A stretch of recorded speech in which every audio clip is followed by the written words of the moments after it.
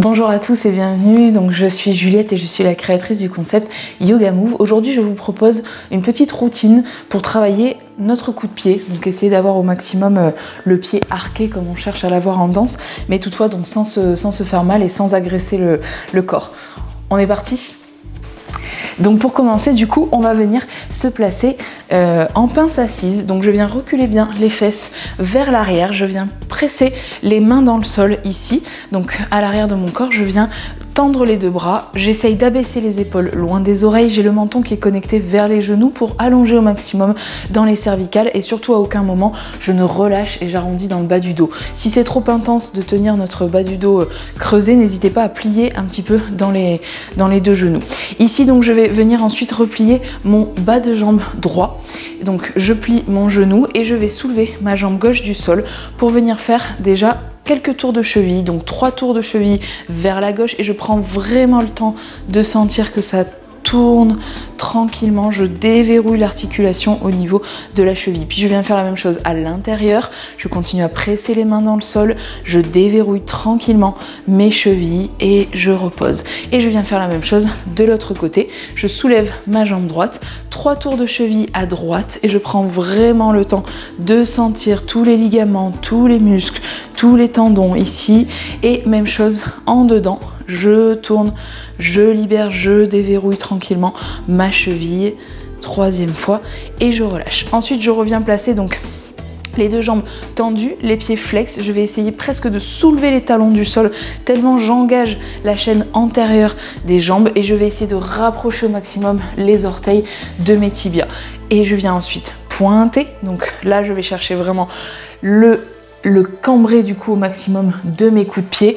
Je vais à fond et je viens faire encore ça. Donc 7 fois, je flex et je pointe à fond et je flex. J'engage les deux jambes, pointe et 4 et pointe et flex 5 et pointe, continue à pousser le sol 6 et pointe à fond 7 et pointe et 8, et j'ai pas relâché mon dos, j'ai gardé mon maintien au niveau lombaire.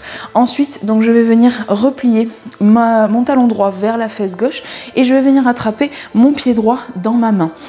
Ici, donc je vais me mettre face à vous, hop, donc je vais venir le placer en fait à l'extérieur un petit peu, qu'on voit que le pied dépasse de la cuisse. Alors vous vous placez comme vous voulez, là, moi je suis sur cette option de lotus, vous pouvez très bien avoir la jambe de terre tendue, voilà, faites en fonction de vos ressentis, on travaille hors douleur chez Yoga Move.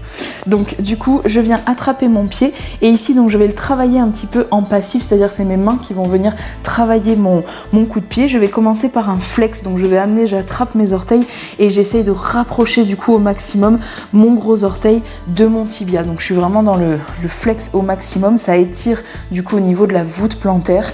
Donc il faut savoir que pour avoir un bon coup de pied, il faut travailler les deux. Il faut travailler le flex et le pointé du coup, puisqu'on a des muscles antagonistes. Donc agoniste, antagoniste, c'est l'inverse. En fait, quand on étend un muscle, il vient se contracter. Quand on contracte un muscle, l'autre, son jumeau, se détend. Donc du coup, on travaille les deux. Et ensuite, je vais venir faire l'inverse. Donc je viens travailler mon coup de pied. Je mets mon pouce dans la voûte plantaire et je viens rapprocher, donc là, dans ce cas-là, mes orteils du coup, hop, en essayant de faire donc arquer le pied un maximum. Ici, ça va détendre tous les muscles qui passent au-dessus du pied qui sont généralement assez tendus. Donc à savoir qu'on ne peut pas travailler un coup de pied, on ne peut pas modifier la forme de l'os, bien sûr, du corps. Par contre, on peut travailler les muscles, les ligaments qui peuvent venir se détendre. Et donc comme notre pied est assez dur, assez rigide, vu qu'on marche dessus et qu'on s'en sert toute la journée, ici, donc travailler en passif un petit peu, essayer de rapprocher l'orteil du talon peut être bénéfique. Une deuxième fois, je flex le pied, j'essaie de rapprocher au maximum mes orteils de mes tibias. Je me détends et hop, je viens faire la même chose. Le pied est vraiment détendu, c'est juste mes mains qui travaillent, hein, comme si j'étais mon propre kiné. Et je rapproche du coup le gros orteil du talon tranquillement. Ok, puis je viens faire la même chose de l'autre côté. Hop, je viens donc flexer le pied, j'essaie d'étirer la voûte plantaire au maximum, pousser légèrement le talon comme si je voulais l'éloigner du genou.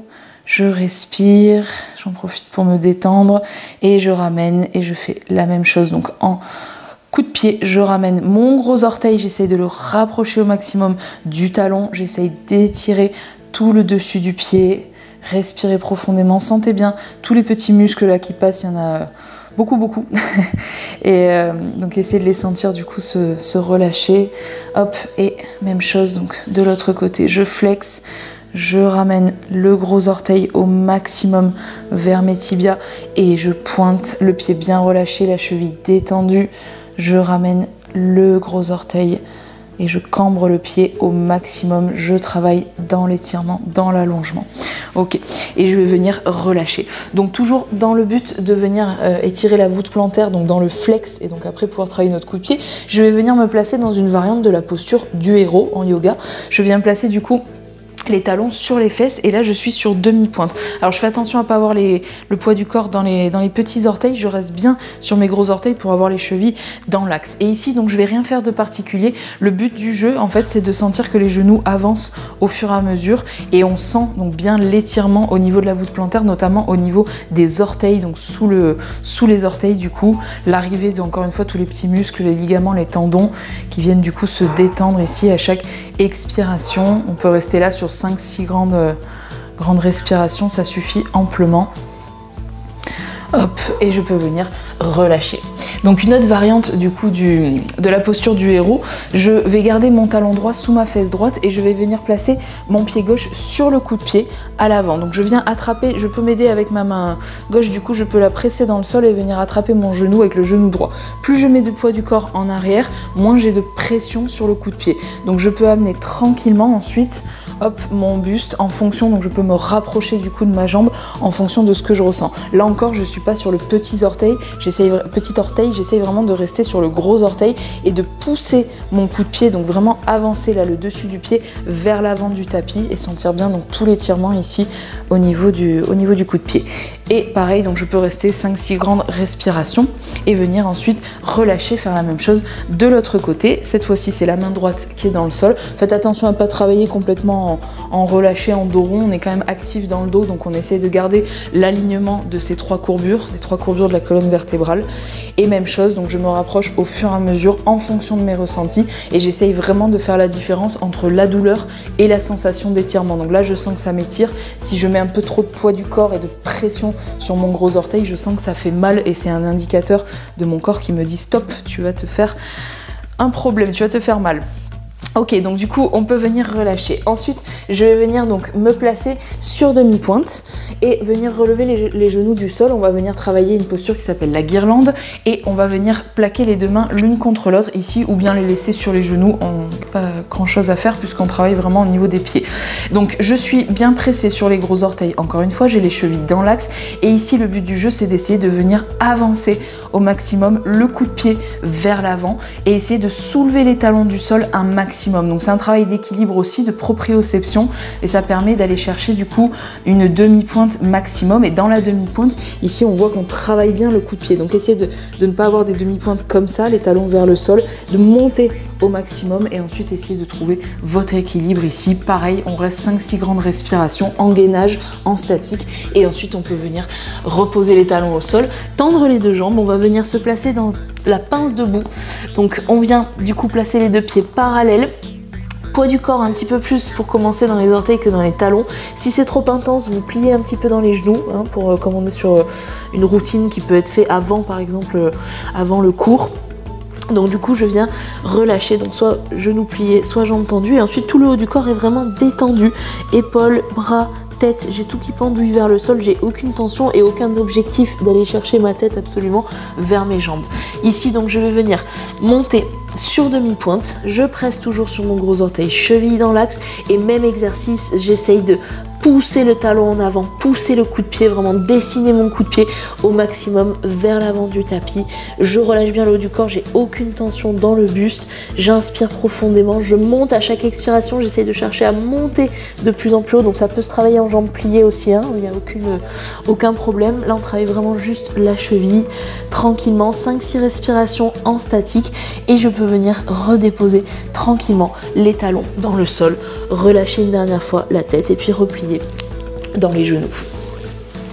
Voilà, du coup, donc j'espère que cette petite vidéo vous a plu, à savoir que donc elle peut servir, comme je vous ai dit, avant un échauffement, justement pour gainer, pour solidifier et pour détendre vos chevilles et votre pied. Donc il va vous servir après en danse forcément. Donc voilà, vous pouvez le faire avant, vous pouvez le faire après, il n'y a pas de contre-indication, et vous pouvez faire ça un petit peu tous les jours. Donc si vous voulez gagner en souplesse du coup au niveau du coup de pied, mais aussi en renforcement, parce que c'est le plus important d'avoir une cheville gainée pour éviter tous les problèmes au niveau ligamentaire, toutes les entorses, etc. qu'on peut faire quand on est danseur.